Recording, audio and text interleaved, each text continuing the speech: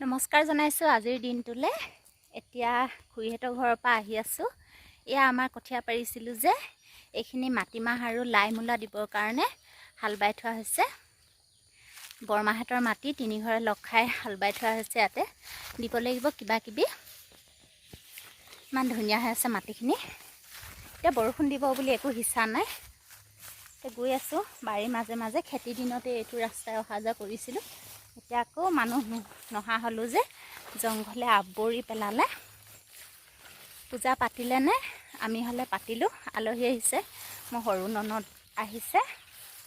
তাকে কিবা এটা আনিছোঁগৈ ইয়াতে। দেউতাই আৰু ঘৰত কি যোগাৰ হৈছে আৰু। পূজা খায়ো ফুৰিলোঁ আগবেলাটো। এতিয়া 12টামান বাজিছে, 12:30মান। চাই থাকিব আগলৈ কি হয়, দেখাই থাকিম। এয়া তুলসীৰ লগত কলপতুৱা মুকলি। আলহীৰ লগতে হাঁহৰ মাংসৰে আমিও এসাঁজ খালোঁ। বহুদিন হাঁহ মাংস খোৱাই নাই, তাকে লগে ভাগে সকলোৱে খালোঁ এসাঁজ। ভাল লাগিলে। সদায় নিজে বনালে ভাল নালাগে। আজি মায়ে বনাইছে, খাম এতিয়া আমি ভাত।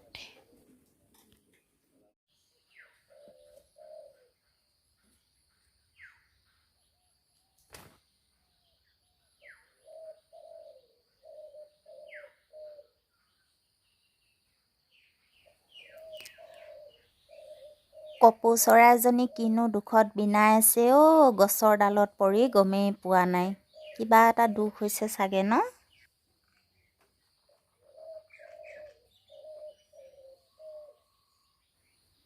বন্ধু বান্ধৱীসকল, আজি পিছদিনাখন হয়। গা পা ধুলোঁ, কাপোৰ কানিবিলাক ধুই লৈছোঁ। ৰাতিপুৱাই ধুই নল'লে আকৌ থাকিয়ে যাব। কোনোবা আহিলে বা বেলেগ কাম থাকিলে কাপোৰখিনি থাকিয়ে যায়। সেইকাৰণে সোনকালে গাটো ধোৱাৰ পিছতে ধুই ল'লে মানে হৈয়ে যায়। কাপোৰবিলাক জোকাৰি মেলি দিছোঁ। চাদৰখন এইখন নতুনকৈ লৈছিলোঁ, কালি মাৰে কোৱা নাই, আজি কাঢ়ি দিছোঁ মা। তেতিয়া জোকাৰি দিলে আকৌ ধুনীয়া হৈ যাব। ইস্ত্ৰি নকৰিলেও হৈ যায় এনেকৈ চাদৰখন জোকাৰি দিলে মানে। বোৱা চাদৰ হয়, সেইকাৰণে জোকাৰি দিছোঁ। কাপোৰ কানিবিলাক ধুই লওঁ, আৰু বহুত কাম আছে, দেখাই থাকিম আপোনালোকক, চাই থাকিব। দেখিছেনে আন্ধাৰ হৈ গ'ল। মোবাইলটোতে জীয়া এজনী পৰি দিলেহি, দেখিছেনে পাখি কিখিলা। মন কৰকচোন, অকণমান লৰাই দিছে, অকণমান আন্ধাৰ হৈ গৈছে জেগাখিনিত। ক'ৰ পৰা জানো আহি পৰি দিলেহি। উঠনিৰ পৰা মোৰ পিছে লাগি ফুৰিছে এজনী, কিয় জানো।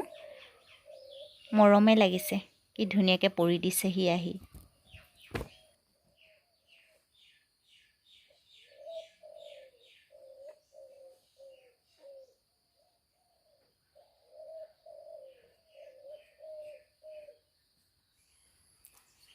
চাউল যে একোলাকৈ জাৰি খাই থকা হৈছে, কাম কৰিব নোৱাৰা নিচিনাকৈ। ভাত খোৱা সময়তে একোলা জাৰুৱাও তেনেকৈ খোৱা হৈ আছে। সেইকাৰণে আজি ভাবিছোঁ যিমান গৰম উঠিলেও ৰ'দ দিলেও চাউলকেইটামান জাৰি লওঁ। মই বৰ ভালকৈ নাজানো চাব দেই।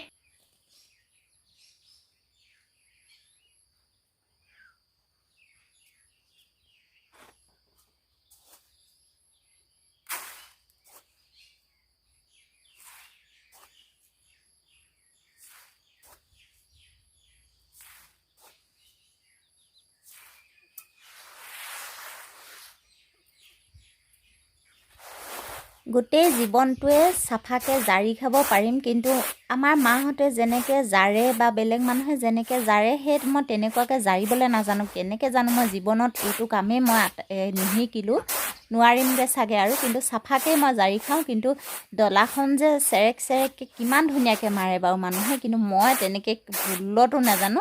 চাউলখিনি থোপা খাই যায়হি, সেইকাৰণে মই কমকৈ লৈ পিনে মই তেনেকৈয়ে জাৰোঁ।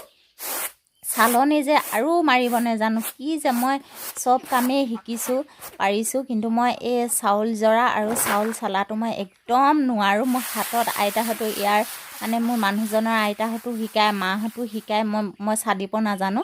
ধানে চাউলে সমানে সৰকি আহে, একো মানে মোৰ চলা সাৰ্থকে নহয়।